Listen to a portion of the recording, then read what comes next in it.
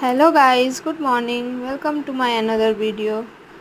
দেখো আজকে আমি কি সুন্দর করে মুড়ি মাখিয়েছি, পুরো ঝালমুড়ির মতো করে মাখাচ্ছি। আর এতই টেস্টি হয়েছিল মুড়ি মাখানো। অনেক কিছু দিয়ে মাখিয়েছিলাম, শসা, পেঁয়াজ, আদা, গাজর, চানাচুর, ছোলা ভাজা, নিমকি, অনেক কিছু দিয়ে মাখিয়েছিলাম। অনেক দিন পর মন হলো যে এরকম করে একটু মুড়িটা মাখাই দিয়ে খাই। আমি আর আমার বোন আর মা তিনজনের জন্য মাখিয়েছিলাম।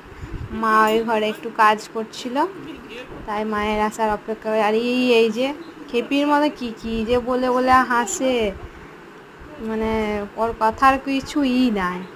আর এই দেখো ওয়েদারটাও খুব ভালো ছিল, একবারে ঠান্ডা ঠান্ডা, বৃষ্টি পড়েছিল তার আগে। আর ওয়েদারটা খুব সুন্দর ছিল। আর দিয়ে আমরা বিকেলবেলায় মুড়ি খেয়ে খেয়ে মজা করছিলাম, গল্প করছিলাম। বোনও তখনই এলো জব থেকে, ও জব করে। দেখো কেমন করে খাচ্ছে, দেখছো খেপির মতো।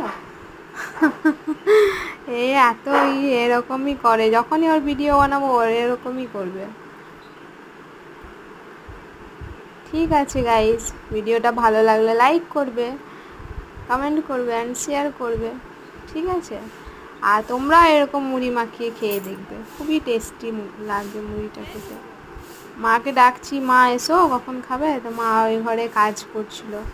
কাজ করতে করতে অনেকক্ষণ পর তারপরে আবার মা এলো, দিয়ে আবার মাকে দিলাম, তাকে আবার আবার বদমাইশি করে মুড়ি খাচ্ছে।